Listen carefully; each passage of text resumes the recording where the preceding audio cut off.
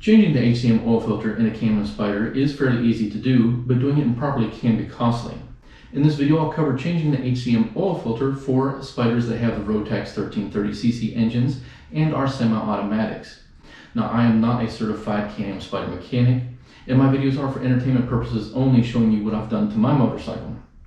If you are going to change your HCM oil filter, I do recommend that you speak to a certified mechanic first before doing so to prevent any damage to your Spyder.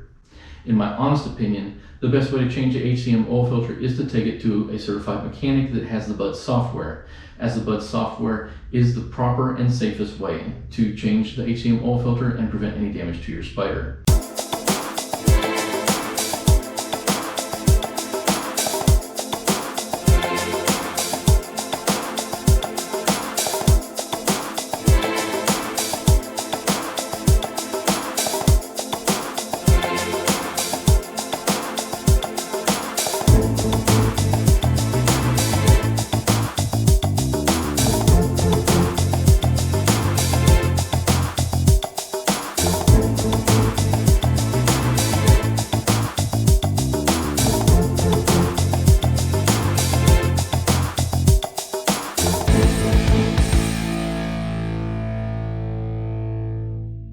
Before continuing in the video, I'd like to give a shout out to Todd, who asked the question in my last HCM video in the comments, will this be on the SM6 models versus the SE6 models? So Todd, first I want to apologize because my first answer to him was incorrect. For some reason I had RT on the brain, looked at his question real quick and answered him properly, went back in and edited it with the correct answer, but it also helped me think that I need to clarify that on this video. So the HCM oil filter that I'm talking about in this video is for Rotax 1330cc engines only and the semi-automatic version only. Now, for those of you that don't know, the SM6 is the manual transmission versions of the Spyder F3s. So the HCM oil filter and the HCM itself are aiding in the semi-automatic shifting process. So the manuals will not have the HCM or the HCM oil filters. They just have a bare spot where that is in this video. The clutch cover is going to be the same, but the HCM oil filter that's in front of it will not exist. It'll just be bare metal. So thank you very much, Todd, for that response. And I'll try and be more aware in the future that some people do have the manual transmission. Not everybody has the semi-automatics like I do.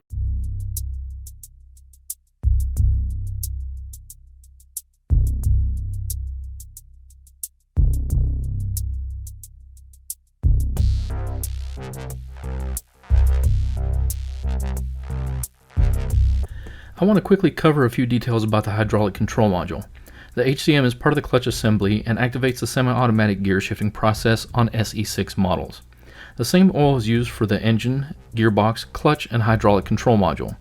The way the oil flows through the filter is engine oil leaves the cylinder block, passes through the HCM and into the HCM oil filter, then to the suction side of the HCM pressure pump. I won't be covering much more than this about the HCM because it'd take a very long time to cover everything that relates to the HCM itself. There is a lot to it.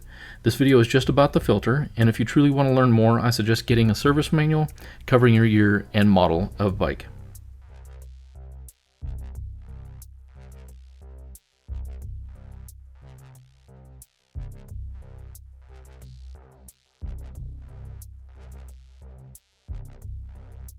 Now, just as a reminder, before doing any work to your motorcycle, be sure to clean your work area before doing any work. Any contaminants can always cause serious damage to your motorcycle if you're working on engine parts. Be sure to clean your work area, the areas that you work at, your tools and everything, to ensure that you're doing the job safely. Now, to change the HCM oil filter, first we want to drain the engine oil, and for a video on doing that, I have the link above for my oil change video. I recommend that you do an oil change when changing the HCM filter, as you do the same steps to drain the oil. Remove the oil filter cover plate. Remove the HCM oil filter. Properly dispose of the old filter. Clean all areas and remove any excess oil or dirt. Be sure to remove any old gaskets or residue from the gaskets. Make sure a new filter has gaskets and that you rub an extremely small amount of new oil onto the new gasket O-ring. Install the new HCM oil filter using the following tightening sequence. Be sure to properly torque the screws with the following torque as well. Reinstall the cover plate and tighten the screws with the following torque. Oddly enough, the service manual stopped here and doesn't mention filling it back up with oil. Why, I'm not real sure, but let's continue. Add oil, and be sure to use the proper amount, as the amount to change your oil is different than when you change your oil with the HCM oil filter as noted here. Now here comes the key to all of this, and why my opinion is that you should be sure to have the bud system or to take it to a mechanic who does when changing the HCM oil filter. The last step in the service manual is to activate the venting of the HCM oil circuit. According to the service manual, this step does remove or burps the system of air.